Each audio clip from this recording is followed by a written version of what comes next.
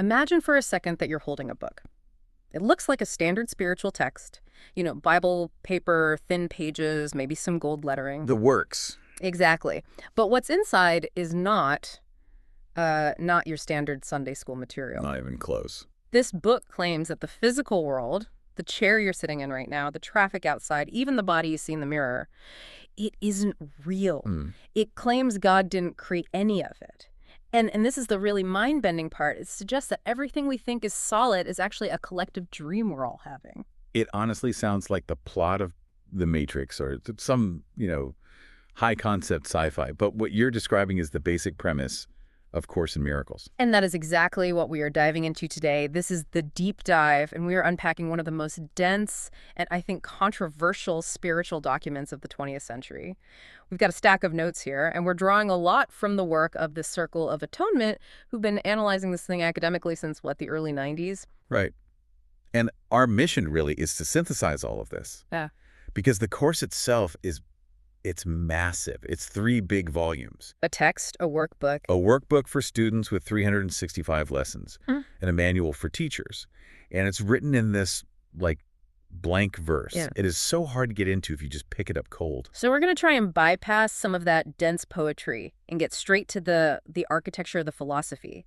We're going to look at the key ideas, the narrative arc from how we got here to why we feel miserable to how we wake up. But before we get into the metaphysics, we should probably touch on the origin story. Oh, we have to. Because if you pitch this as a screenplay, it would get rejected for being too unbelievable. It's so strange. It starts in New York City. Yeah. Columbia Presbyterian Medical Center, mid-1960s. And the person at the center of it, Helen Schucman, she is the last person you'd expect. She was a research psychologist, right? A complete academic. A fierce atheist. Yeah.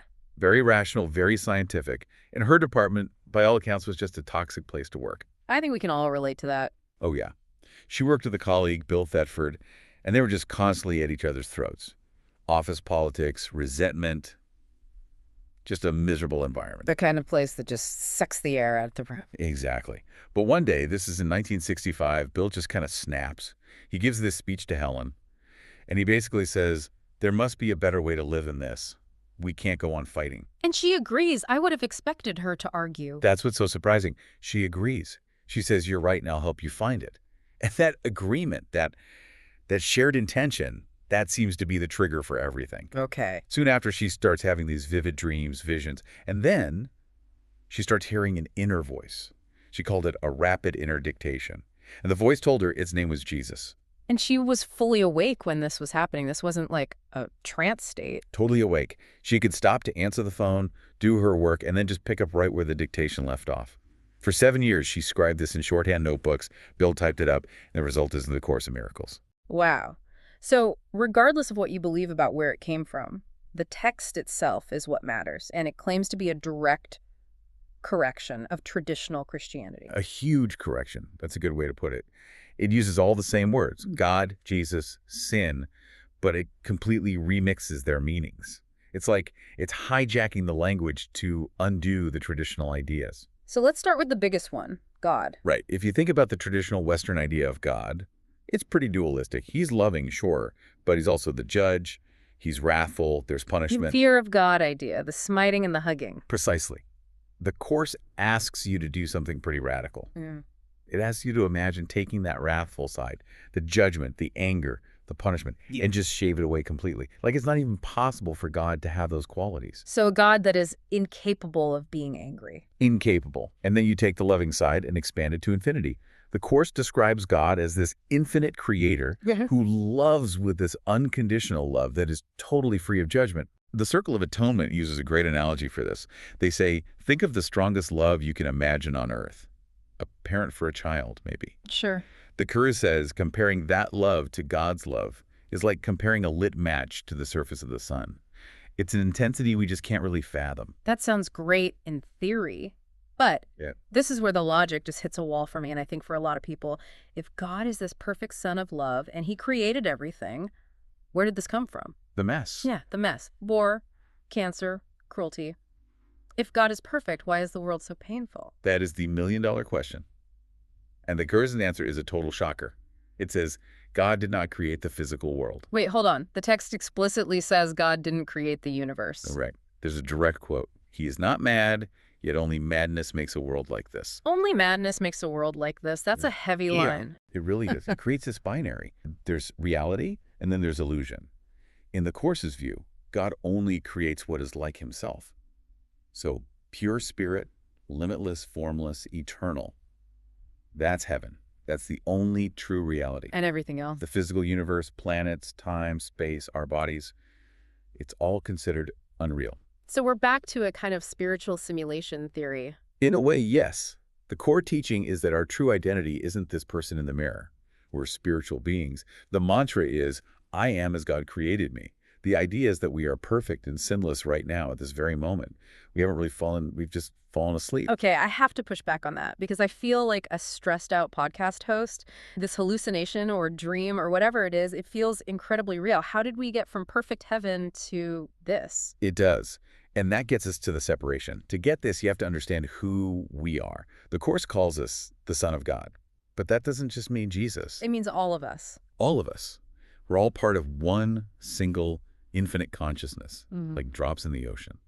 And the story goes that into this perfect, unified eternity, there crept a tiny mad idea. A tiny mad idea? What was it? The idea was, what if I could be separate?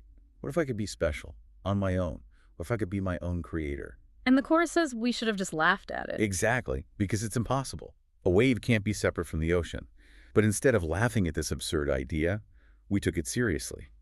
And that belief, that desire to be separate, it caused this kind of psychological fracture. And that fracture is the Big Bang, basically. Metaphysically, yeah. The view is that the physical world is a collective projection of that belief. We made this world to have a place to go hide from God, to be these separate little entities. There's a great line in the source notes. It says, we are at home in God, dreaming of exile. That's it. It's like having a nightmare. You're safe in your bed, but in the dream, you're being chased. Your heart's racing. It feels totally real, but you never actually left your bed. You never left. And that brings us to the architect of this dream world, the ego. Now, we use the word ego all the time. You know, he has a big ego, meaning he's arrogant. But the Course uses it in a much more specific, structural way. Very different. The ego isn't just vanity. The ego is the part of our mind that believes this separation is real. It's the identity manager for this little avatar we think we are. And it runs on a very toxic operating system: sin, guilt, and fear. Okay, let's break that down. Why does the ego want us to feel guilty? That seems counterintuitive. It's a defense mechanism. It starts with sin.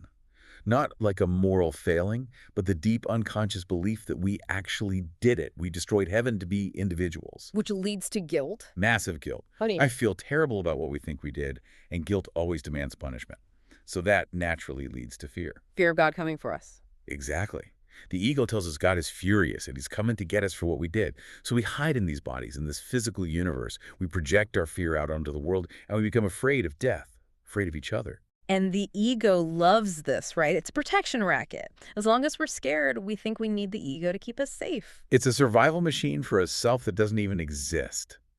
And its one job is to keep us busy so we never look inside and question the whole setup. The Course sums up the ego's motto perfectly. Seek and do not find. Seek and do not find. That is exhausting. It's the human condition, isn't it? The ego tells you to look for happiness and completion out there in the world. If I just get that job, that partner, that house, then the guilt will go away, then I'll be safe, then I'll finally be complete. But because the world is an illusion, it's like trying to drink water from a mirage. You just end up with a mouthful of sand. Exactly. You get the thing, you feel good for 5 minutes, and then the anxiety comes right back. And the ego just says, well, you just need a better thing. Keep looking. Okay, so this is bleak. We're stuck in a nightmare, convinced we're separate, chased by guilt, trying to buy happiness that isn't real. There has to be a way out. There is. And that's where the guide comes in, the Holy Spirit. Again, we have to strip away the church imagery. In the mechanics of the Course, what is the Holy Spirit? Think of it as a communication link, a bridge back. When the separation seemed to happen, God couldn't enter the dream directly because God only knows truth, not illusion. So he placed a voice in our minds to guide us home. The source notes call him the inner therapist. I like that, the inner therapist. And his job is to take this messy world we made and reinterpret it for us. He doesn't cause the bad things, but he uses them as a classroom. He turns the dream of exile into a curriculum for waking up. And his only tool is forgiveness. Okay, we have to stop there, because forgiveness is probably the most loaded word there is. You know, you did something bad to me, but I forgive you. Right. And the Course's definition is radically different. Conventional forgiveness says, you were guilty, but I'm going to be the bigger person and let you off the hook. It keeps the whole power dynamic. It keeps the original injury real. Exactly. It reinforces the separation. ACIM forgiveness is the opposite. It says, you didn't actually do anything to my real self because this world isn't real. It's about looking past the body, the error, to see the divine reality, the Son of God, in the other person. That is so hard to do. I mean, practically speaking, if someone cuts me off in traffic, my first thought isn't, oh, look at that shining Son of God. Of course not. That's why it's a tool. Sure. It's a mental discipline. But the logic is that perception is projection. If I see you as guilty, I'm really just projecting my own subconscious guilt onto you. I'm making sin real. But if I choose to see you as innocent, despite what you did, Then you're reminding yourself that you are innocent. It's actually a form of self-interest. You forgive others to heal your own mind. As the Course says, as you give, you will receive. this connects directly to how it talks about relationships, the distinction between special relationships and holy relationships. That part was fascinating. This is where the rubber meets the road. Most of our relationships are what the Course calls special relationships. They're basically transactional. There's a quote that gave me chills. A loan with interest to be paid in full. That's the ego's idea of love. I have a hole inside me. You look like you can fill it. I will love you as long as you meet my needs and validate me. But the second they stop. It all falls apart. You're not who I thought you were. Right. A holy relationship is when that whole dynamic shifts. It's when two people join for a goal that's bigger than their egos. Like Helen and Bill. They didn't even like each other that much, but they joined in that common purpose. There must be a better way. So it isn't about everything being perfect. It's about using the relationship as a workshop for forgiveness. Exactly. You stop looking at the other person to complete you, and you start seeing them as a teammate in waking up. You forgive them for not being your idol. And that leads us to the title, A Course in Miracles. Right. Are we talking about walking on water here? The text says miracles can heal the sick because sickness is of the mind. But the definition is much broader. A miracle is just a shift in perception. A shift from fear to love. Yes. When you're angry at someone and you consciously choose for 1 second to see their innocence instead of their attack, that's a miracle. You've stepped out of the ego's nightmare. Our function here is to be miracle workers, to extend that perception to everyone. And if we do this enough, we start to develop true vision. The notes mention Helen Schucman had a literal experience with this. She did. She was on a crowded New York subway, feeling disgusted and judgmental about all the people around her. And then she applied the teachings. And suddenly, she saw the train car filled with light. Like actual light. She described it as seeing their inner beauty. She felt this overwhelming, intense love for every single stranger on that car. She saw past the masks to the truth of who they were. That's true vision, seeing the content, not the form. And the Course says that's the goal. That's the real world. Not someplace after you die, but a state of mind you can have right here, right now. A world you see is forgiven. A luminous world that blesses you because you stop projecting attack onto it. So, what's the end game? If we all do this, if we all become miracle workers and achieve true vision, does the simulation just end? It does. But it's the opposite of a fiery apocalypse. There's no battle. It's gentle. A gentle waking up. Exactly. The Course says that when the sonship is fully healed, when we've all forgiven each other completely, God takes the final step. The world of time and space just disappears, like a projector being turned off. And we find ourselves back in the theater. I wake up in heaven and realize we never actually left.